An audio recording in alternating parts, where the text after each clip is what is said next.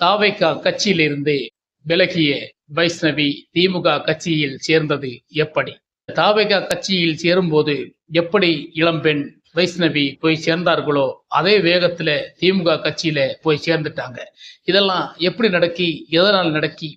தாவேகா கட்சியில அப்படி என்ன குறை? அந்த கட்சியை விட்டு வைஷ்ணவி திமுக கட்சியில போய் சேர்ந்ததுனால வைஷ்ணவிக்கு இப்போ என்ன ப்ராப்ளங்கள் எல்லாம் உருவாகி இருக்கிறது? வைஷ்ணவி பற்றி இப்ப சோசியல் மீடியாவில் எப்படி பேசி கொண்டிருக்காங்கன்னு தான் நம்ம இந்த வீடியோல தெளிவா பேச போறோம். வாங்க வீடியோக்குள்ள போலாம். சட்டம் ஒழுங்கு சரியில்லாம இந்தியனுக்கு சாவை கிடையாது. இந்த இந்தியாவின் அனைவருக்கும் வணக்கம். தாவேகா கட்சியிலிருந்து பிரிந்து சென்ற வைஷ்ணவி திமுக கட்சியில சேர்ந்திருக்கிறாங்க. இவங்களை பற்றி இப்போ சோசியல் மீடியால கழுவி கழுவி ஊத்துறாங்க. ஒரு பெண்ணை நமக்கு இந்த அளவுக்கு சோசியல் மீடியால நமக்கு அவமானப்படுத்தணுமா, கேவலப்படுத்தணும்னு பார்த்தா அது ரொம்ப தப்பு. இதை நான் சொல்ல, வைஷ்ணவிக்கான கேள்விக்கான விடைதான் இது. வைஷ்ணவி இப்ப என்ன சொல்றான்னா, அதாவது நான் ஒரு கட்சியில பிடிக்காம விலகி வந்தேன். ஆனா இந்த அளவுக்கு என்ன நீங்க கேவலப்படுத்துவீங்களா, அவமானப்படுத்துவீங்களா? ஒரு பெண்ணனை நீங்க பார்க்காம இருக்கிறீங்களே, இப்படி விலகி வந்த எனக்கு இப்படி நீங்க சோசியல் மீடியால கேவலப்படுத்துறீங்க, அவமானப்படுத்துறீங்க. ஆனா என்னை யாரு அவமானப்படுத்துறா, கேவலப்படுத்துறா எனக்கு தெரியல. ஆனா இதை பற்றி அதை வேடிக்கை பார்த்து கொண்டிருக்கும் தாவேகா கட்சி தலைவர் தளபதி விஜய் வேடிக்கை பார்க்கிறாரே, அது எனக்கு உண்மையாகவே எனக்கு மனசை வருத்தம் அளிக்கிறது என்று வைஷ்ணவி வாயால சொல்லியிருக்காங்க. அதாவது அரசியல் எப்போதுமே இப்படித்தானா? ஒரு கட்சியில சேர்ந்தா 10 நாள் கழிச்சு இன்னொரு கட்சியில சேர்றதா ஒரு முடிவா? ஒரு கட்சியில் நமக்கு சேர்ந்தோம்னா நம்மளால முடிஞ்ச அளவுக்கு நம்முடைய ஒத்துழைப்பை அங்க கொடுக்கணும். அது ஒரு காலங்கள் வரும், நேரங்கள் வரும். அப்போது நமக்கு சில விஷயங்கள்ல மாறி போறது ஒரு வழக்கம் உண்டு. இது இப்பதான் கட்சி தொடங்கி இருக்கு, அதுக்குள்ளால வைஷ்ணவி இன்னொரு கட்சிக்கு தாவி இருக்கானா? நிச்சயமாக வைஷ்ணவி பணம் வச்சுதான் எடுத்திருக்கான்னு நமக்கு சொல்ல தோணுது. இந்த மாதிரி விஷயங்கள் நீங்க பண்ணும்போது உங்க மேல கோவத்துல இருக்கிறவங்க நிறைய பேர் இருப்பாங்களா? அதே போல தாவேகா கட்சியில இருந்து உங்க பேர்ல நிறைய பேர் கோவத்துல இருப்பாங்க. அவங்களுக்கு நிச்சயமாக உங்களை பற்றி சோசியல் மீடியாவில கழுவி ஊத்தணும்னு தான் தோணும். ஆனா இந்த அளவுக்கு ஒரு பெண்ணை நமக்கு சோசியல் மீடியால கழுவி ஊத்துறதே நமக்கு தவறாதான் எடுத்துக்கொள்ள முடியும். காரணம், சோசியல் மீடியாவை பொறுத்த வரைக்கும் உலகம் முழுவதும் பார்க்கப்படுகிறது. ஒரு பெண்கள் இப்படி அவமானப்படுத்துவதை நமக்கு பார்க்கும்போது நிறைய விஷயங்களை கொடுக்கும். அப்பேற்பட்ட ஒரு விஷயத்துல இந்த வைஷ்ணவி நம்ம சோசியல் மீடியால கழுவி ஊத்தும் போது நிச்சயம் அந்த பெண்ணுக்கு ஒரு வருத்தம் அளிக்கும் என்பது தெரியும்.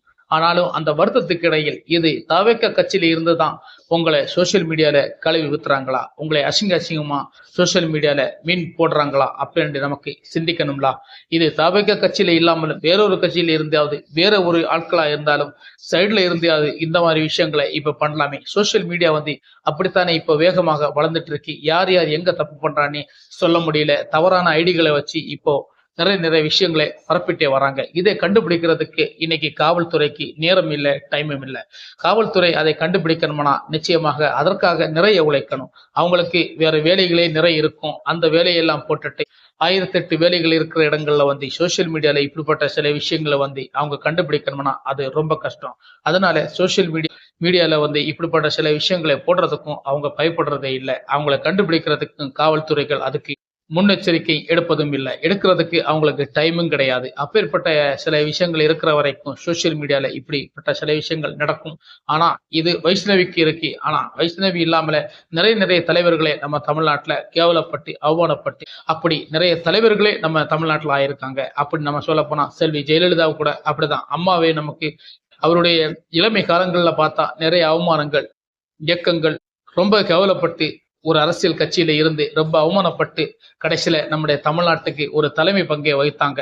அப்படித்தான் இங்க நிறைய விஷயங்கள் நடக்கிறது. அதே போல் உங்களுக்கும் இது போன்ற சில விஷயங்கள் நடந்துவிட்டு பின்னால் நீங்களும் ஒரு கட்சியில் பெரிய ஒரு ஆளாக ஆகலாமே அப்படி என்று அந்த வைஷ்ணவி இப்போ எதற்கும் கலங்காம துணிஞ்ச பெண்மணியாக பெண் ஜிங்கம் மாதிரி சீறு நிற்கிறாங்க தவிர வேற அவங்க இதுல கோழையாக நிற்க முடியல.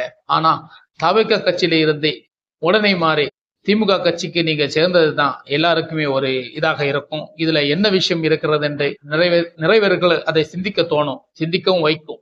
ஏனென்றா அந்த மாதிரி விஷயங்கள் நமக்கு தெரியும், உங்களுக்கு சொல்ல தேவையில்லை. இது காசுகள் இடபாடுகள் நிறையவே இருக்கிறது. இந்த மாதிரி விஷயங்கள் இப்படி போகும்போது நமக்கு இப்போது எல்லா விஷயங்கள்லயும் நமக்கு பார்க்கப்படுவது கருப்பு பணங்களை தான் நமக்கு பார்க்கப்படுதோ. அந்த கருப்பு பணம் யாரை எப்படி மடக்கணும், யாரை எப்படி செயல்படுத்தணும்னு நமக்கு எல்லாமே இந்த அரசியல்ல தெரிஞ்சிருக்கு. அந்த அரசியல் இப்படி இருக்கிற வரைக்கும் எப்பளும் யாரு கூட இருப்பான்னு சொல்லி நம்பிக்கையே கிடையாது. அப்படித்தான் நாம தாவேகா கட்சியும் தலைவரும் உணர்ந்திருப்பார். அதனாலதான் இந்த வைஷ்ணவி விஷயத்துல அவர் பெருசாக தலையிடுறது இல்லை. தலையிட்டு அதை இப்படி பண்ணாத இங்க பண்ணு ஒரு வார்த்தை சொல்லி இருக்கலாம், ஆனாலும் சொல்லல. அதை வச்சு வைஷ்ணவி கொஞ்சம் வருத்தப்படுறாங்க. ஏன் நீங்க பிரிஞ்சு போனதை வச்சு பார்த்தா தாவேகா கட்சி தலைவருக்கு வருத்தம் அளிக்காதா, கோபம் இருக்காதா, உங்க பேர்ல ஒரு கோபம் வராதா அப்படின்னு நிறைய விஷயங்களே நமக்கு சொல்லப்படுகிறது. அதை நீங்க மீண்டும் கடைபிடிப்பான்னு நம்புறேன். மீண்டும் வைஷ்ணவி பற்றி நமக்கு இந்த சோசியல் மீடியால போடுறதை வச்சு நமக்கு பார்க்கும்போது நிறைய விஷயங்கள் நமக்கு சொல்லப்படுது.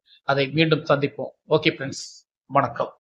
சட்டம் ஒழுங்கு சரியில்லாமல் இந்தியனுக்கு சாவை கிடையாது. இந்த இந்தியாவின் வரலாறு